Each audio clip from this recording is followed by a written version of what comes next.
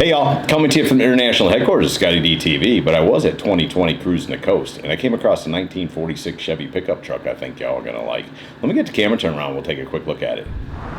Terry, what a cool truck. Tell me a little bit about it. It's a 1946 Chevy pickup truck.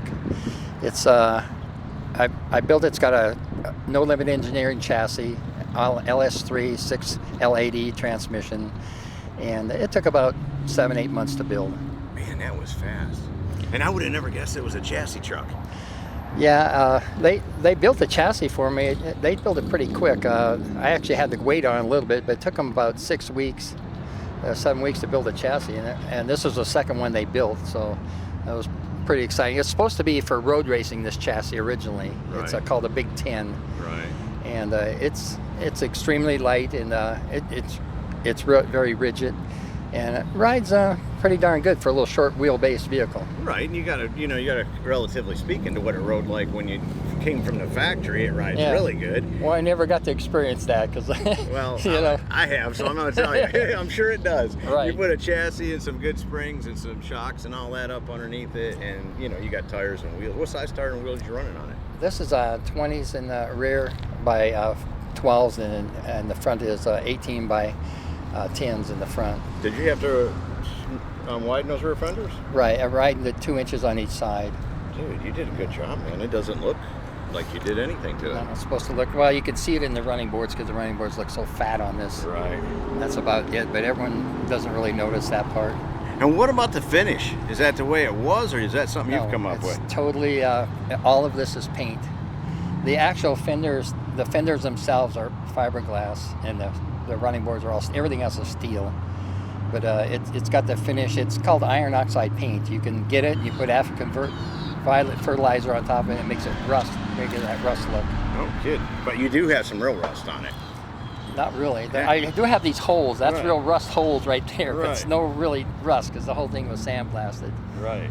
But that sells the idea. That right? Exactly I mean, it's like, it's not all together and straight. It's like, I mean, it's shiny, so it wouldn't be that way if it sat in a field, but it looks like maybe it could have came out of a field like that. Exactly. You're exactly right.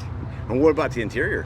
The interior, I smoothed out the dashboard and took the glove box out, and just a stock seat basically. Tried to make it look like a ranch cowboy type style, and put a shifter, push button shifter, and that's because I had no room for an actual. Yeah, I was going to ask you, how do you put this thing in gear? Yeah, it's up top. It's electric push button shifter. There's just no room in these cabs, as you know.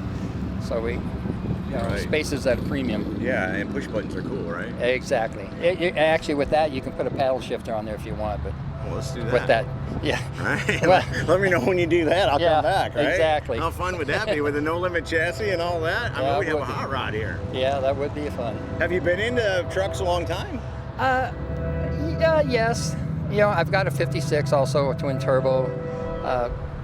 So I got two trucks like this, a 46 and a 56. So I like trucks, like most guys, Where'd you find this one at? This one was given to me by a friend of mine, Wayne Taylor. Guys, I am so sorry. Terry, I am so sorry. Wayne Taylor, that's who he inherited the truck from. Terry got the truck from. I must have hit the stop button instead of the record button on the audio when I was waiting for that train to pass. And I cut the end of the interview off. And again, I apologize. But, I am human, and I don't know what to say besides I'm sorry. Cool truck though, cool build, great story behind it. Wayne had bought this truck, but he really hadn't done anything with it. And then after he passed, Terry received a truck, inherited, bought it, however that worked out, I don't remember. But he ended up with the truck, and then he ended up hot rodding it like you see. So, cool build with a cool story behind it. Cruisin The Coast 2020 doesn't get any better than that. When you look at that background, how beautiful is that? Y'all got to make the event. Make plans to be there. 2021 Cruisin The Coast. So there you go, from the 2020 Cruisin The Coast event, a 1946 Chevrolet pickup truck. Cool truck with a cool story. Hope y'all have enjoyed it. See ya!